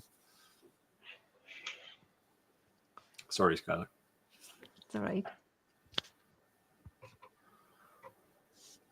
Now, 5 years from now, everybody else will have one. Well, I think the like I said, I think the E1 is the tip of the iceberg, right? I'm pretty sure that within, like, laser started this way too, right? Where the first laser came out and it was, you know, first diode laser. It was only 5 watts, but hey, nobody else had one. It was really expensive when it started, and you know, a couple of years on, a 5-watt diode laser was $100 or whatever Andy did in his cheapest $99 laser. $99 laser, right? I got a feeling the same things are going to happen here. Somebody will come out with a cheaper, slightly smaller, maybe slightly slower UV printer. It'll do most of the same things. It'll take longer or something, but it's going to drive the price down. And I had a conversation with the Eufy Make team about their ink cartridges, and I said, you gotta not have these because you know it's going to lock people in and they're going to be upset about it. And you know, I said, if you want evidence of that, just look at what happened to the inkjet printer market when Epson came out with the EcoTank, right? Or if you look at, you know, that was Sawgrass's big downfall with their sublimation printers. And I got rid of mine because of that. You had to use their ink. Yes. And to buy a set of ink for that printer was $500. Yeah, You know, and these guys, they recognize that issue, right? The ink cartridge itself is pretty expensive. Although I think the new ones they're shipping to us now are going to be cheaper. But they did say that they're working on a thing like an EMS for their printer, or AMS for their printer. So it'll be ink reservoirs, I guess. yeah. And that presumably means if you really want to, you could use someone else's ink. Whether you want to take that risk or not, I don't know. But so it's going to get cheaper. But Well, for a while there were those what I call CIS systems for your HP printers, continuous ink supply, and then HP came out with this thing that just bricked the printer if you weren't using their ink cartridges. They got into that must have been the good old days. I think they would Yeah. get litigated to death if they did that Yeah. today. But yeah, I think there's going to be a whole series. Probably later this year, there'll be another UV printer that's competing with the E1. Okay, that thing are templates for invoices. right. Getting back to like order forms. Templates for invoices. There again, if you have the Microsoft 365 and you have Microsoft Word or Excel, you can download templates. You can Google Office forms. If you happen to have Quicken software, it's got it built in. So there's a lot of options out there. Even if you're using something, if you accept PayPal, PayPal has an invoicing system. You can just fill everything out online and boom, send it off. Yeah, any of the things like PayPal, Stripe, they all do the same thing. So I have a Stripe account, and every once in a while somebody will use Stripe to order something. And yeah, I have Stripe on my website. Yeah, and it does the invoice for you automatically. So, but search Google with Google, and you'll find them. Google Office probably has them too, and Google Office is free, so at least for somebody small. Yeah, no hassle with the return. That's good. Other than it took 4 days. Yeah, PayPal is an invoice system. Yeah. I think you need a business PayPal account. Yeah, you do have to have a business account, but it's not hard to get one. Yeah. Yeah, it just flip a bit. UV printer will have higher value commercially because so at first. Yeah, this is today's benefit. 6 months from now, I got a feeling based on the Eufy Make Kickstarter project, they're up to like $25 million or something now. Wow, is that how high it went? Yeah, it may be higher. I haven't looked today, but it's they're selling a pile of these. Now, some of those will resolve to people not buying a printer, but it looks like they're going to sell a pile.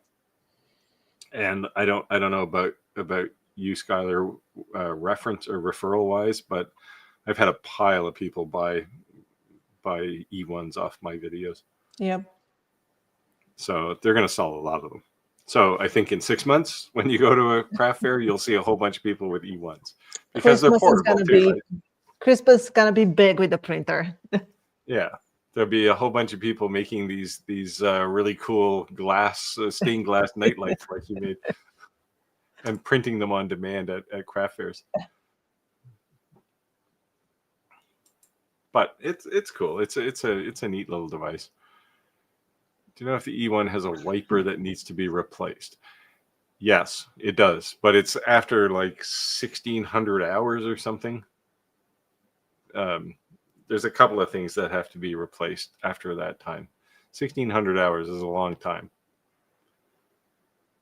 And it's a pretty easy replacement by all accounts. And they'll sell all those parts. The only thing I think, and I'm interested to see what the durability long term is on whoever provided their print head, because they did say if you have to get the print head changed, you have to send the printer back to them. Wow. So you better keep the box. Yeah, so you got to keep the box. Yeah. Oh, I hate that when they say, don't get rid of the box. You got this thing that's, 36-inch cube. Who the hell am I going to keep that? Yeah. Wait till Rick gets his Onefinity, because they say the same thing, except there's about 500 boxes. I have all of mine stored in the attic of my workshop. Yeah, 3-month warranty on printhead. I don't know if that's really good enough. They must. We'll find out. We'll find out how durable they are. I've been printing like crazy on mine. I think most of the people who have them have been printing. So, Yep. I haven't heard anybody complain about a printhead going bad yet. Doesn't mean they won't, but similar costs. So the rumor is it'll cost $1,000 to replace. I think that's a bit high. I don't think it'll be that high. But I have no more knowledge than anyone else. But that seems high, given that that's half the price of the printer, almost. Yuffie has an answer. Yeah, so Yuffie's been very close-lipped about who made their printhead. So I have some suspicions, but I don't know. I don't know if you know, Skylar, but they did say if you find out who made the printhead, you're not supposed to tell anybody until we do our final when they close down the Kickstarter. So I don't know. I don't think they're being deceitful. I just think they're trying to avoid other companies going, oh, we can get a whole bunch of those printheads and make something really quick. Sarah Cook, new here. Hey. Do you know the price of an ink replacement on a Yuffie? Yeah. Full set is of 6 cartridges plus is it 6 cartridges? 7 cartridges? 6. Plus the head cleaner cartridge is $299. You can also buy them individually for $42. So I have finally changed a white cartridge, but I have yet to have to change a color cartridge. Yeah, I have not changed any other than the cleaning one, but I think you do a lot more 3D things that I did.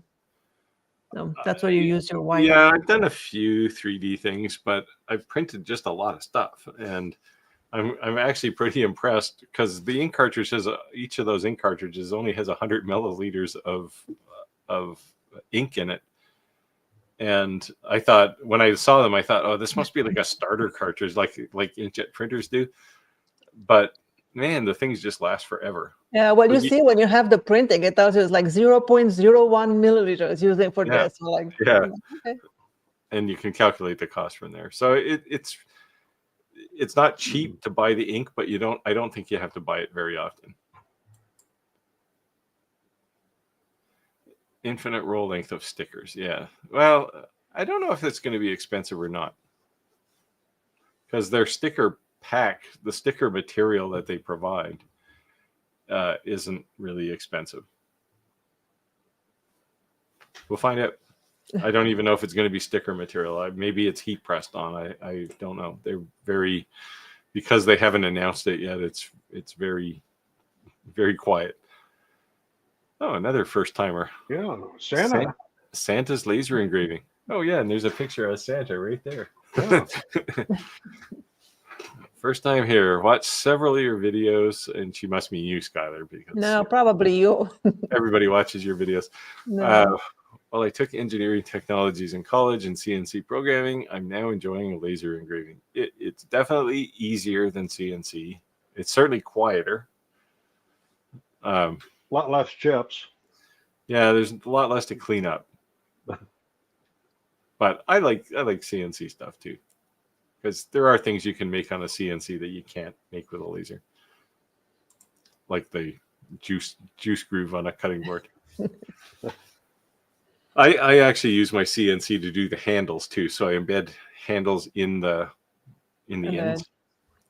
I use the router for that, the router table. I do have to remember to cut the handles. If I don't just have a handle, like if it's a one-sided board, I just put a handle in from the bottom. So the bottom, basically half of the board where your hand goes is cut Missing. out. But if I want to put just a groove in the end, I have to remember to do that before I glue them on. Because I can't stand a board up on end in my CNC. Somewhere I heard there were See, I can do that with the Shaper Origin. Yeah, I know. I'm not going to buy a Shaper Origin. So Jim says somewhere he heard they originally sent out 2,000 units. I believe that could be possible because there's a raft of people that have them. They sent out a bunch actually before any YouTubers got them. They had a whole bunch. They've been beta testing this thing for a long time, and like probably at least 6 months before any YouTubers had seen it. And then they flooded YouTube with them. I mean, you can go to YouTube and that's all that appears these days. So it wouldn't surprise me if there was 2,000. I think, yeah. So wood blanks is a good business right now with 150% tariffs. Yeah. And you know, you can make a lot of wood blanks out of scrap material. Just wish I could make my own slate blanks. Oh, you just need a big piece of slate. Find a roofer that does slate roofing. Yeah, slate roofs. They have all kinds of scraps. And slate is actually really easy to cut, right? Like you can chip, like you see how they cut them when they make shingles. Yeah. And they use that same thickness of material too that you get with slate coasters. Yeah, if I kept all my boxes, I'd need a 10,000 square foot warehouse. That's true. Especially when I got my saw stop and all the different boxes. I mean, I literally had a pallet. If anybody's ever seen the video of me setting that up, a whole pallet of nothing but boxes. There's your furniture cleaning company calling you. My car warranty is expired. Yeah, I have so many boxes. It's unreal. So the secret to getting rid of cardboard boxes is to cut them with your laser. Use them for practice. Oh, my shirt. Sorry, Jim. I'm politically incorrect today. It says Canada is not for sale. It's in honor of our prime minister going to visit your president yesterday, saying we're not for sale ever. I liked how he said never say never. Yeah, right. Yeah, it was anyway. I'm not going to get into politics, but it was interesting to see these two guys working together. I've heard they do a care package that would include up to 2 print heads a year. If they had a warranty like that, I would probably buy it. And if any company that made DTF or UV printers had this sort of thing, I would buy it. Not assuming anything good or bad about UV make. This is a deal, right? If you can get print heads. What I don't know is how easy it is to get at that print head to change it. That's why they probably want you to send it back in. Yeah, I got a feeling that's.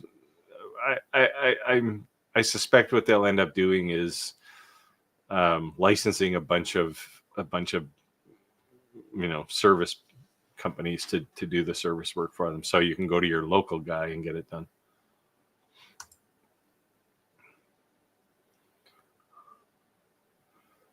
What do you think is a good one? Laser? I'm assuming. If it's a laser, if you're just starting out cheap, long array 5 is not a bad laser to start with. Yeah, if you want to step up just a little bit on the longer line, the B1's a fantastic laser. The Ray 5 was my very first laser. Oh, is it? Yep, the 10 watts. I tested the 5, the 10, the 20. Yeah, I went all the way through up to the 30, and now it's an 800 millimeter square work area that takes up an entire wall.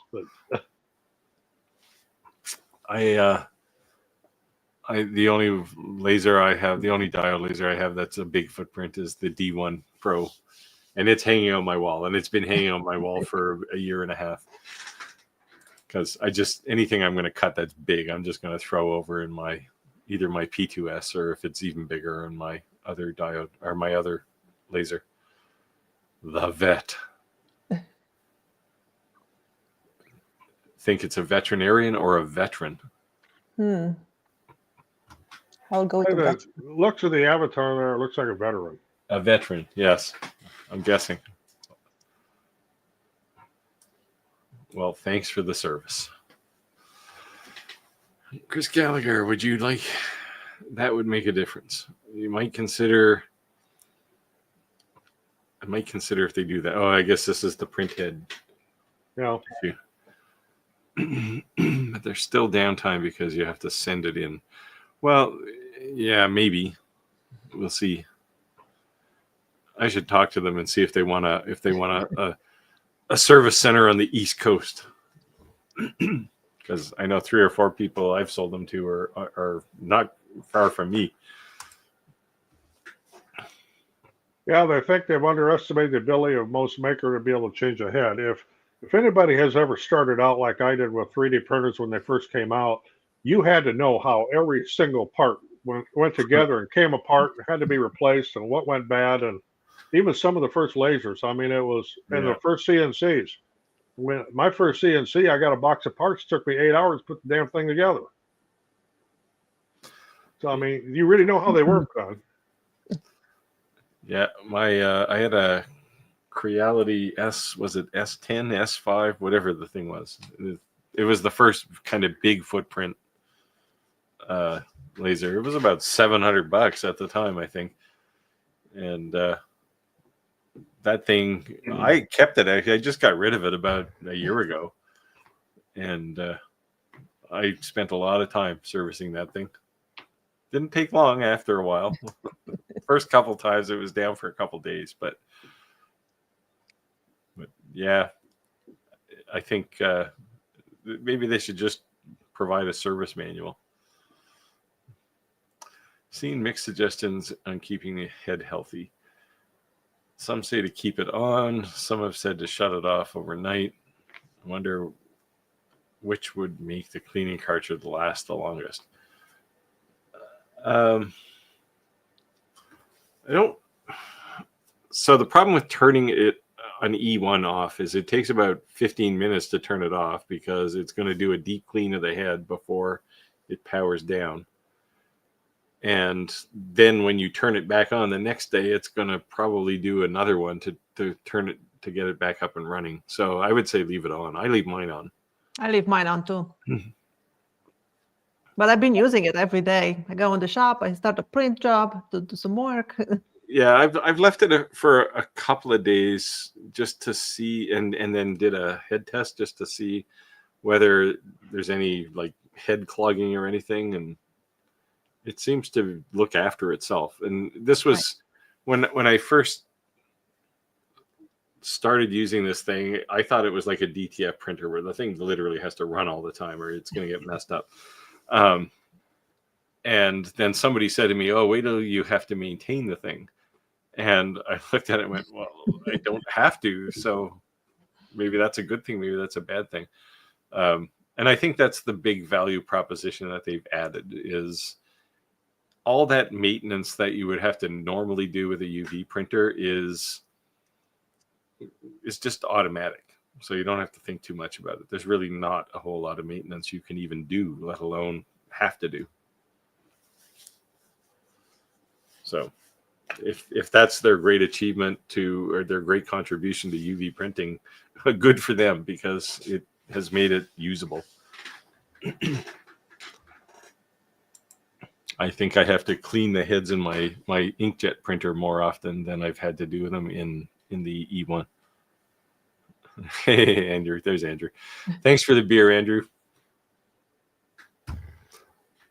We got together on, I guess it was on the weekend, just for a quick chat. Had a glass of mead and a glass of a local microbrew. So was all very good. Okay, very new. Can I cut cardboard with a CO2? Absolutely. That's a great thing to practice on. Yep. It's cheap. It's free. Yep. You can even engrave on. So, learning to engrave, consider cardboard good training wheels, because if you can engrave on cardboard, you can engrave on anything. Now, keep in mind, cardboard burns. So start with very low power, but you can actually engrave on cardboard. And it's actually a good way to perfect your skills on doing photographs. Yep. Yeah, it's a very intolerant material when it comes right down to it. So if you can work with cardboard, you can work with anything. Yeah, paper and cardboard ideal for templates. Use them all the time. If you're making, like, if you want to spray paint something and you just want a template, cut it out of cardboard. Tape it onto whatever you're going to do, spray paint it, and then you don't care if you have to throw it away.